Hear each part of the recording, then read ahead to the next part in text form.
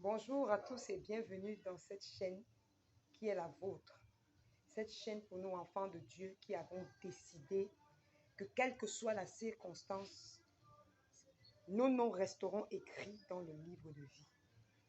Pour nous, les enfants de Dieu en or, les enfants de Dieu violents, champions de Jésus-Christ, prêts à tout pour le royaume de Dieu. Je vous souhaite la bienvenue encore une fois de plus au nom de Jésus-Christ. Moi, c'est le pasteur Giovanni et je suis contente de vous savoir nombreux à écouter et à participer à cette exhortation. C'est juste une exhortation. J'ai décidé de partager avec l'ensemble du corps de Christ certaines choses qui peuvent nous garder bouillants pour le Seigneur jusqu'à son retour. Le Saint-Esprit est à l'œuvre en ce moment dans l'Église pour préparer l'épouse, afin que quand l'époux reviendra, que l'épouse soit prête pour les noces. Et c'est pourquoi le Seigneur m'a mis à cœur de partager ces exhortations avec son peuple. Bien-aimés, vous savez, il y a quelque chose que je voudrais particulièrement toucher aujourd'hui. C'est un peu la suite de ce que j'ai commencé la dernière fois. Ça parle des situations difficiles par lesquelles nous passons. La dernière fois, j'ai partagé sur notre seule force. Notre seule force, bien-aimés, c'est de rester tranquille, de rester calme, de faire confiance en Dieu, quelle que soit la circonstance, et de prier, rester au pied du Seigneur. Ne cherchons pas toujours nos solutions vers les hommes. Ne cherchons pas toujours nos solutions peut-être dans les réseaux sociaux ou alors sur Internet, à faire comme les gens du monde. Il y a cette tentation. Quand nous passons par des situations difficiles, nous voulons parfois emprunter les méthodes du monde. Mais les méthodes du monde ne sont pas les méthodes de Dieu, bien-aimé. Pendant que le Seigneur dit humilie-toi, le monde va te dire reste sur tes grands chevaux. Ce n'est qu'un exemple que je suis en train de prendre. C'est pour dire, bien-aimé, dans nos situations difficiles, nous devons employer les armes de Dieu comme je vous ai dit la dernière fois. Avant de continuer, je voudrais partager avec vous un passage dans Matthieu 11 au verset 12. Je voudrais aussi vous encourager à garder votre Bible en papier. On ne sait jamais. Dans Matthieu 11 au verset 12, il est écrit « Depuis le temps de Jean-Baptiste jusqu'à présent, le royaume des cieux est forcé et ce sont les violents qui s'en emparent. » Bien-aimés, la parole de Dieu est en train de nous dire aujourd'hui que seuls les violents vont s'emparer du royaume de Dieu. Ce n'est pas les chrétiens mauviettes, moribonds, les chrétiens qu'on doit toujours pousser, les chrétiens qui sont toujours en train de se plaindre pour tout. Non, ce sont les violents qui vont s'emparer du royaume de Dieu. Il n'y a pas quelqu'un qui sera faible, et je ne sais pas moi comment je vais décrire ça, qui va s'emparer du royaume de Dieu. Ce sont les violents. Et si nous sommes là sur cette plateforme, c'est afin de nous encourager, de nous exhorter à la violence. De quelle violence la parole de Dieu parle-t-elle ici? Est-ce que le Seigneur est en train de nous demander d'aller bagarrer avec les gens ou bien dans les circonstances de nous défendre et de nous justifier pour démontrer combien c'est nous qui avons raison? Non.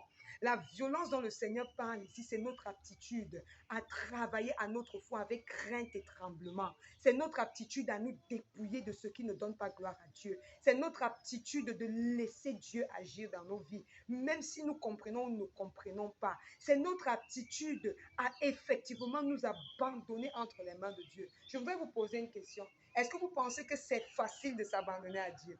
Tu as tes yeux ouverts, tu as tes 5 sens qui fonctionnent, tu as l'impression de voir le danger venir et tu dois t'abandonner à Dieu. Et le Seigneur te dit ne fais rien, reste tranquille, ne bouge pas, ne pars pas, reste sur place. Dis-moi si c'est facile, bien-aimé. Ce n'est pas facile. T'abandonner à Dieu. La violence voudrait justement que tu apprennes à fermer tes yeux de la chair, que tu apprennes à taire tes sens de la chair pour que les sens de ton esprit s'éveillent, les sens qui peuvent être en contact avec le Seigneur, afin que Dieu puisse passer par toi pour faire quelque chose à quelqu'un, afin que Dieu puisse œuvrer même dans ta propre vie. Bien-aimé, je voudrais nous dire quelque chose. Et je veux attirer ton attention, toi qui es enfant de Dieu. Ce sont les violents qui vont s'emparer du royaume de Dieu. Depuis le temps de Jean-Baptiste. Peut-être avant le temps de Jean-Baptiste, il y avait différentes dispensations. La dispensation de la promesse, la dispensation de la loi. Et Dieu, il a la dispensation même, excusez-moi, de la conscience. Dieu sait comment il va traiter ces gens-là. Mais depuis le temps de Jean-Baptiste, la parole de Dieu dit que le royaume des cieux est forcé. Ce sont les violents qui vont s'emparer du royaume des cieux. Ce n'est pas ceux qui vont à l'église et ils rentrent, leur vie ne change pas.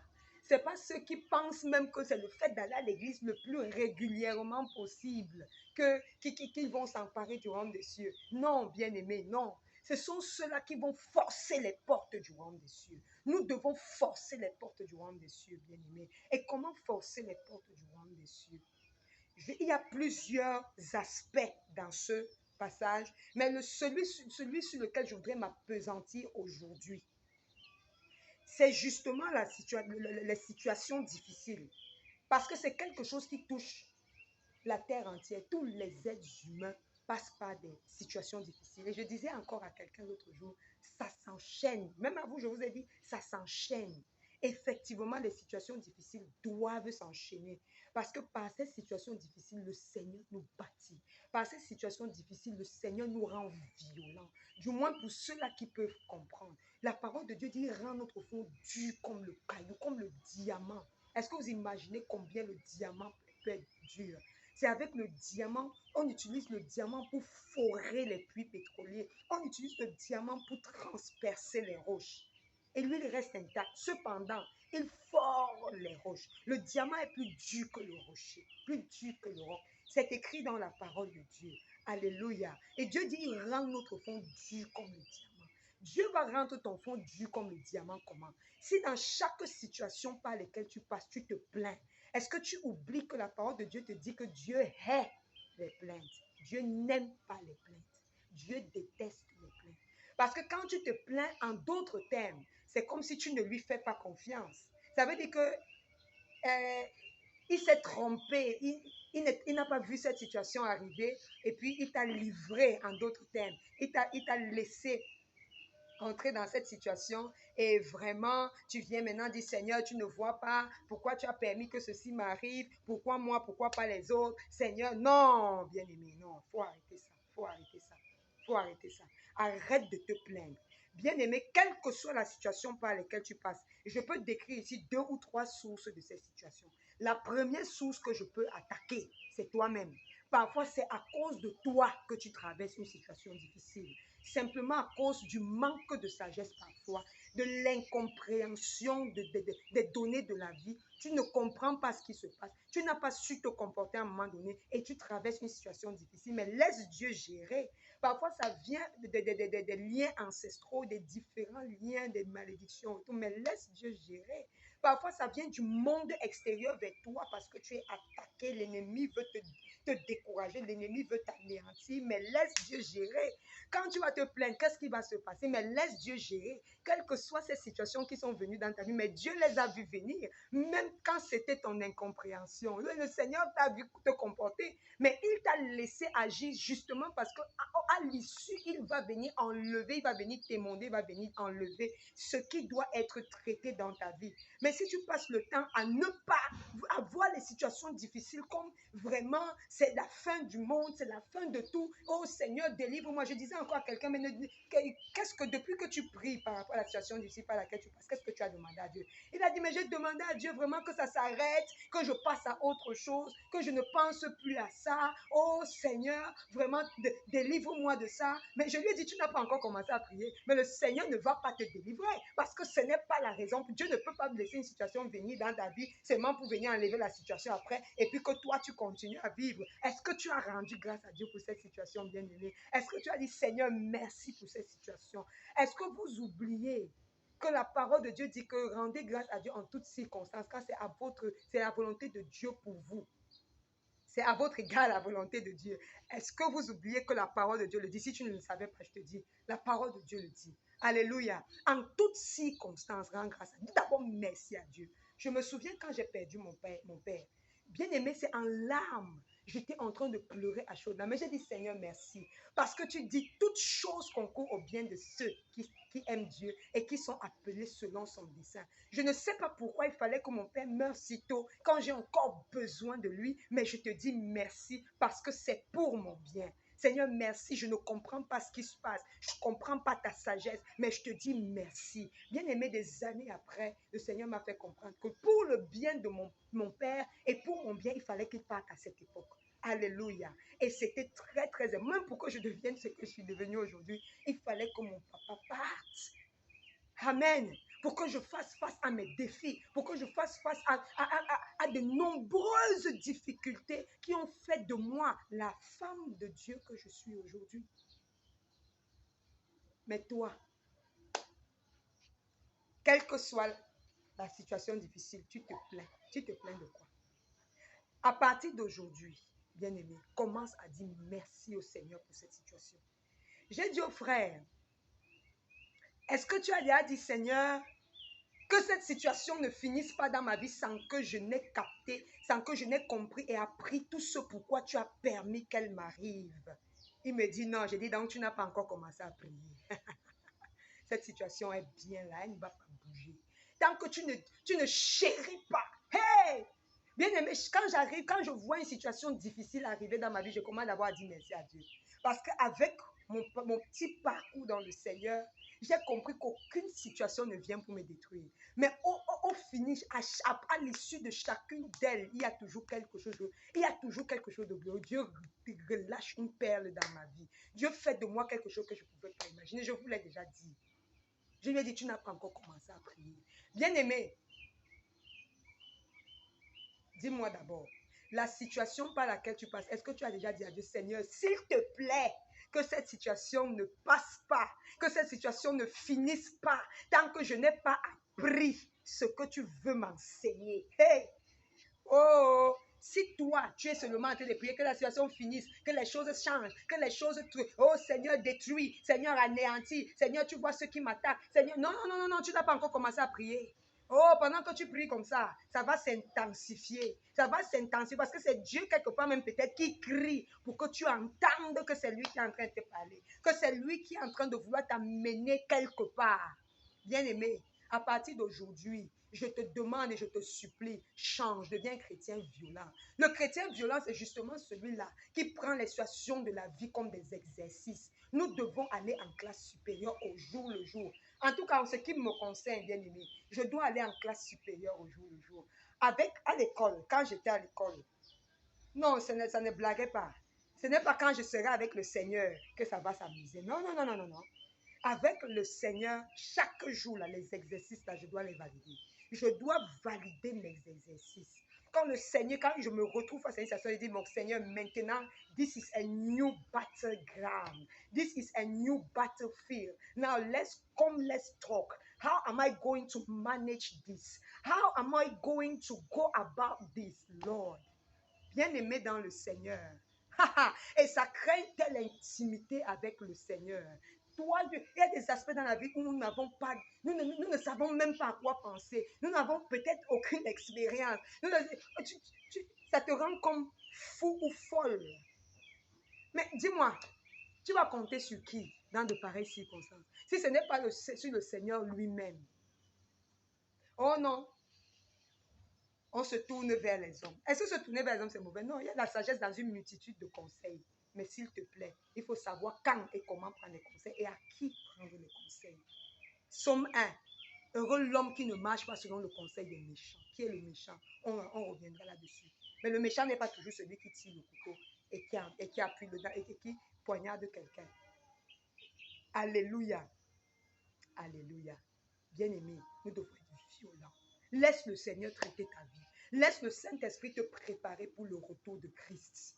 Par cette situation, le Seigneur nous bâtit. Écoutez, on va lire un passage tout de suite. On va lire un passage. On va lire un passage dans Jacques, chapitre 1. Oui, Jacques, chapitre 1, à partir du verset 2. J'ouvre ça rapidement.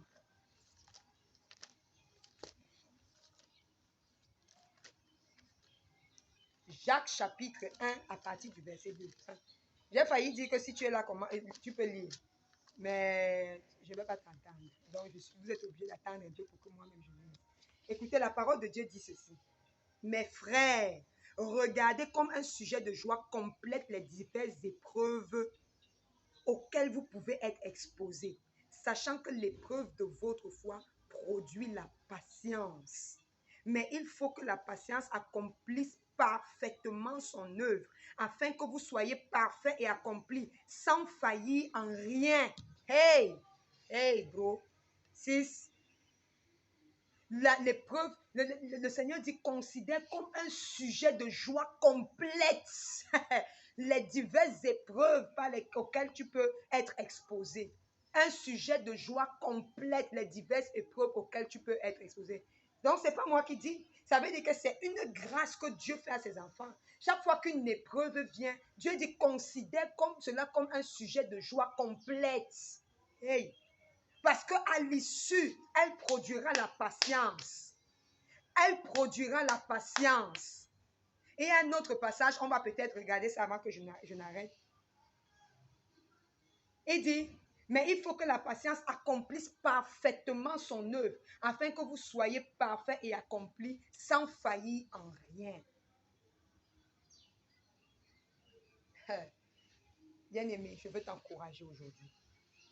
Et avec les quelques minutes qui me restent, je veux prier pour toi. Ou alors je veux que nous prions ensemble, afin que le Seigneur change ta façon de voir les difficultés par lesquelles tu passes.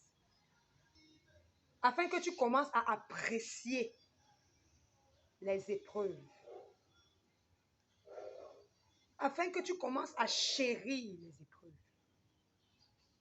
C'est une grâce, bien-aimé. Je ne vous parle pas comme quelqu'un qui n'a pas traversé les moments difficiles ou qui ne traverse pas les moments difficiles. Non. Si tu sais véritablement Dieu, tu en traverseras. Et ce sont ces épreuves qui t'amènent à être violent. Il y a plusieurs, à cause des situations difficiles, se sont arrêtés. Ils ont dit, Dieu n'est pas vrai. Ils ont dit que le Dieu là, c'est pour vous rester avec. Nous, on est resté avec. Nous, on est resté avec ce Dieu là. Et on n'a pas l'intention de s'arrêter. Et on va seulement arriver. Alléluia.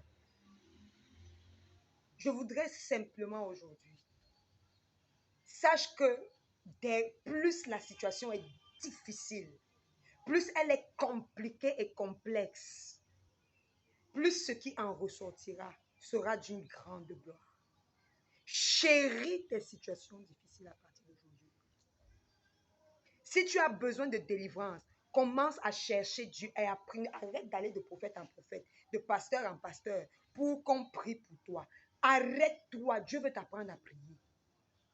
Et pendant que tu vas prier, Dieu va traiter des choses dans ta vie que tu ne pourrais même pas imaginer. Commence à prier. Si tu priais 1 heure, passe à 2 heures. Invoque le Seigneur. Prie comme ça. Prie seulement. Le Saint-Esprit lui-même, il va organiser les choses. Mais Dieu a besoin de toi dans sa présence. Bien-aimé, si ce sont les gens qui t'ont fait mal, prie et dis Seigneur, je pardonne comme un fou. Dis Seigneur, je pardonne. Crie, dis Seigneur, je les aime, je les pardonne. Prie, pardonne. Tu n'as pas besoin d'attendre que quelqu'un te demande pardon.